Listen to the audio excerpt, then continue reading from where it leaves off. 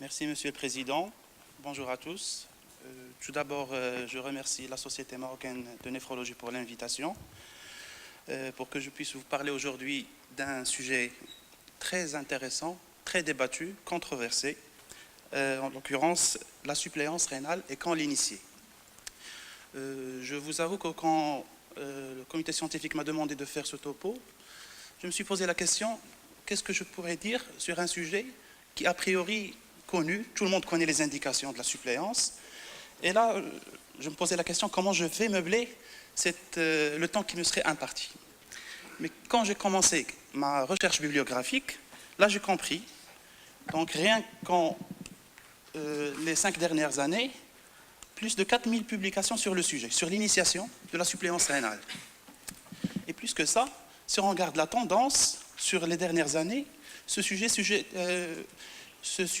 il suscite de plus en plus de publications, comme on peut le voir ici. Rien qu'en 2018, il y a à peu près 300 publications sur quand initier la suppléance rénale. Donc mon rôle aujourd'hui, c'est de vous faire la synthèse, non pas des 4000 publications, ni des 300 publications de l'année dernière, mais faire une synthèse des publications qui matchent le plus avec le sujet d'aujourd'hui. Nous, médecins, pour décider de l'initiation de la suppléance rénale chez un patient, on se base surtout sur des données factuelles, des essais cliniques notamment, sur la survie ou sur la mortalité, qui est le hard endpoint sur lequel on se base. Mais aussi, décider de la suppléance rénale chez un patient, comme vous le savez tous, il a un impact majeur sur sa qualité de vie. Donc pour la même pathologie, l'insuffisance rénale, quand elle est au stade terminal, avec une même approche thérapeutique, à savoir la suppléance rénale, notamment, en tout cas pour le Maroc, c'est d'abord la transplantation rénale qui est le meilleur traitement, mais en pratique, on fait beaucoup plus de dialyse, énormément de dialyse. Une même thérapeutique pour une même pathologie peut avoir des chemins et des parcours différents selon les patients. Donc, la dialyse peut être faite à domicile avec une bonne qualité de vie, comme on peut le voir sur le monsieur qui est dialysé chez lui avec une belle vue. La dialyse peut être faite en centre lourd avec une autonomie qui n'est pas très pratique pour les patients. En plus de cet impact sur la qualité de vie, la décision de mettre un patient en suppléance rénale, elle a un impact majeur, elle a un impact psychologique négatif majeur. En plus, sur les systèmes de couverture médicale, le coût de l'insuffisance rénale terminale, il est énorme. Sans oublier que même pour les patients qui sont couverts, il y a toujours le out of pocket qui est énorme au Maroc, aux alentours de 50 à 60%. C'est-à-dire, même un patient mutualiste, quand il est pris en charge, dans sa prise en charge globale sur le plan médico-économique, le patient débourse quand même jusqu'à 50% du coût de la prise en charge. Et pour l'ensemble de ces raisons, la décision d'initier la suppléance rénale est une décision qui est toujours critiquée, controversée par les collègues, par les patients et par les familles. Et tous, nous avons eu ces patients ou ces familles qui passent de médecin en médecin pour vérifier le diagnostic, pour le confirmer ou l'infirmer. Et dans tous les cas, décider de la suppléance rénale n'est pas une mince affaire, quand bien même le diagnostic, on peut dire qu'il est facile ou bien standardisé. Et la décision de mettre un patient en suppléance rénale, pour nous médecins, c'est toujours faire la balance bénéfice-risque, le bénéfice escompté par nous, quant à la survie du patient, son état nutritionnel, sa qualité de vie, et les risques pour le patient lui-même, par rapport aux complications de la suppléance rénale, la mortalité qui est énorme dans les mois qui suivent l'initiation, le changement majeur sur le mode de vie et sur sa qualité de vie. Et donc, le fait de décider de la suppléance ou pas revient à dire, est-ce qu'on commence d'une manière, entre guillemets, préemptive ou précoce, avant même l'apparition des symptômes, ou bien on retarde l'échéance de l'initiation jusqu'à une date tardive, entre guillemets, avec un délai plus ou moins long. Mais cette approche de dire une suppléance précoce ou tardive, en pratique, revient à dire, est-ce qu'on initie précocement, conventionnellement, mais non consensuellement, à un DFG supérieur à 10, entre 10 et 15 millilitres par minute, ou bien on initie d'une manière tardive jusqu'à un DFG entre 5 et 7 en moyenne. Et pour l'ensemble de ces raisons, ce sujet continue à être controversé. Et d'où l'intérêt de ce topo. Et si on voit la tendance actuelle, la tendance mondiale sur les niveaux d'initiation, bien sûr, on se base toujours sur les données où il y a le plus de data, notamment les données américaines, l'USRDS. Si vous regardez la partie verte, ce sont les initiations en dessus de 15 millilitres par minute, entre 15 et 20. La partie mauve, c'est entre 12 et 15, entre 10 et 15. Donc on constate que cette partie-là, elle est en augmentation. Donc, si on croit les données américaines, ils initient de plus en plus précocement, par rapport à des initiations tardives, en rouge, de 0 à 5 millilitres par minute, qui est aux alentours de 5% de la population. Ça, c'est en pourcentage. Si on regarde le DFG moyen, il y a une vingtaine d'années, c'était aux alentours de 5 millilitres par minute. Dans la dernière décennie, le DFG moyen à l'initiation, il est aux alentours de 10 à 11 millilitres par minute. La même tendance, on peut la voir sur des données anglaises, pas au même degré haut, mais quand même, il y a une tendance à l'initiation précoce. Qu'en est-il au Maroc? Je n'ai pas trouvé de données qui recensent l'évolution des pourcentages du DFG à l'initiation. Par contre, en tout cas sur les données publiées sur PubMed, il y a les données de l'équipe militaire. Pour les initiations entre 2003 et 2006 pour 203 patients, le DFG moyen à l'initiation était aux alentours de 7 à 8 millilitres par minute. L'année dernière, la même équipe a repris les données en rajoutant plus de patients et le DFG moyen à l'initiation, il était de 6 millilitres par minute. Donc si on croit cet échantillon qui ne représente pas toute la population marocaine, mais en tout cas, je pense que nous avons une tendance à des initiations beaucoup plus tardives, en tout cas si on les compare aux données américaines. Plus récemment, des données Marrakchi, je ne veux pas spoiler trop, hein, Dr. Listri qui va passer par la suite. En tout cas, pour sa cohorte rétrospective et ses initiations à Marrakech, en moyenne, ils initient à 5 millilitres par minute. Donc ça confirme cette tendance marocaine à des initiations, on va dire, tardives. Donc cette disparité du DFG à l'initiation entre certains qui croient à l'initiation précoce, notamment l'école américaine, d'autres qui croient à une initiation beaucoup plus tardive. Donc c'est de l'histoire ancienne et c'est des croyances plutôt que des approches basées sur des bases solides. Et comme toute croyance, il puise ses références dans des références historiques, mais heureusement ces références ne sont pas sacrées, donc on peut les critiquer. Cette approche d'initiation précoce, ou les Early Start Believers, c'est une approche, comme je l'ai dit tout à l'heure, c'est une approche nord-américaine qui vient d'une pratique qui a été faite à la fin des années 90-2000 pour les malades en DP. Donc il y avait la croyance de les initier précocement à partir d'un DFG inférieur à 20 millilitres par minute. D'ailleurs, les recommandations nord-américaines donc acceptaient les initiations en dessous de 20 millilitres par minute.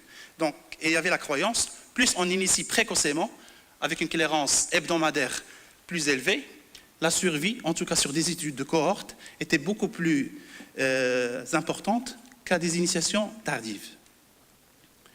Cette approche d'initiation précoce était aussi corroborée par quelques essais cliniques de faible envergure, comme cette étude italienne, sur à peu près 400 patients, où l'initiation précoce, ici définie avec un DFG entre 11 et 13, par rapport à une initiation tardive, et le suivi des patients pendant une année, donc il y avait une survie meilleure dans le groupe initiation précoce. Cette approche d'initiation précoce puise aussi ses références dans une croyance qui disait que si on initie le patient à un niveau d'état nutritionnel meilleur, la survie est meilleure. En tout cas, si on croit les publications qui dataient de cette époque-là, comme ce travail de Hakim. Mais il y avait un raccourci qui était prendre les niveaux d'albumine comme un surrogate marker fiable pour l'état nutritionnel. Mais comme vous le savez maintenant, cette approche elle est beaucoup plus différente pour classer l'état nutritionnel des patients.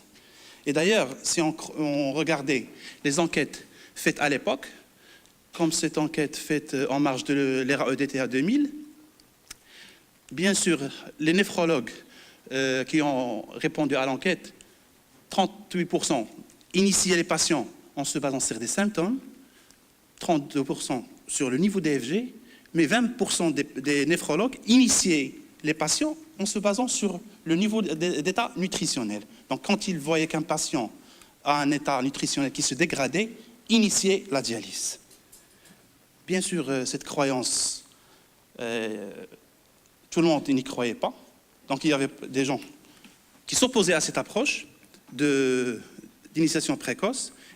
Et cette école qui était contre l'initiation précoce avait des arguments quand même très solides. Et le premier argument qui est de taille, c'est ce qu'on appelle le lead time bias ou le biais du délai d'initiation. Donc c'est un biais qui est très connu en cancérologie, dans les essais cliniques en cancérologie, il l'est moins en néphrologie. C'est quoi ce biais? C'est quand on prend une cohorte de patients avec une pathologie donnée, quand on initie précocement un traitement, d'une manière préemptive, avant l'apparition des symptômes ou juste après un screening. Donc si on calcule la durée du survie, il serait, par la force des choses, plus grande que si on initie tardivement. Donc c'est un biais qui est connu, donc, et qui est très difficile à maîtriser dans les essais cliniques de ce genre. Quelle que soit la pathologie, si on initie précocement, par rapport à une initiation plus tardive, il y a un délai qui sépare les deux. Et ce délai-là, il est imputé au traitement, alors que c'est juste une illusion. Une illusion qui donnait l'impression qu'il y a un bénéfice sur la survie. Donc c'est un biais du temps d'avance qui donne l'impression d'une survie plus longue. Pire, dans cette approche-là d'initiation précoce, si on commençait à un DFG plus élevé, on a par la force des choses une fonction rénale résiduelle meilleure. Et donc comment faire la part des choses sur le bénéfice de survie du traitement ou de la fonction rénale résiduelle, c'est une question qui n'avait pas de réponse à l'époque. Et même les essais cliniques qui ont essayé de faire la part des choses, notamment l'étude idéale qu'on va voir par la suite, n'ont pas pu. Aussi, sur les études de cohorte, si on nivelait les initiations selon le niveau de DFG, sur les études de cohorte, comme ces données de l'USRDS, sur 100 000 patients initiés précocement, les patients qui avaient une initiation précoce à un DFG à 15 minutes par minute avaient une survie moindre que par rapport aux patients qui étaient initiés plus tardivement.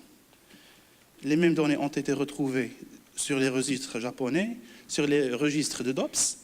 Et donc, il y avait quelque chose à creuser là. Donc, l'initiation précoce ne serait pas une si bonne chose que ça. Mais il fallait la confirmer. Un troisième argument contre l'initiation précoce, c'est le degré d'imprécision des formules qui estiment le DFG.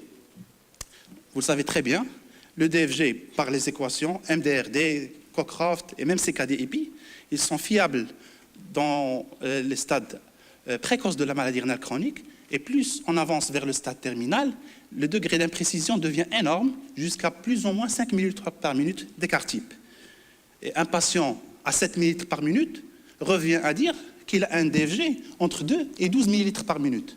Et donc décider de l'initiation seulement sur le DFG n'a pas d'argument solide pour la décision. Donc c'était la polémique jusqu'à la fin des années 90 et au milieu des années 2000. Donc on attendait tous, les néphrologues qui étaient en exercice à l'époque, une étude randomisée, contrôlée, qui ferait la part des choses entre l'initiation précoce et tardive et son impact sur la survie. Et c'était l'étude idéale, donc vous connaissez tous, mais il est toujours intéressant de la relire et de revoir ce qui a été fait. Donc, brièvement, étude randomisée, dont la randomisation a duré 8 ans, vu la complexité du sujet, pour recruter les patients.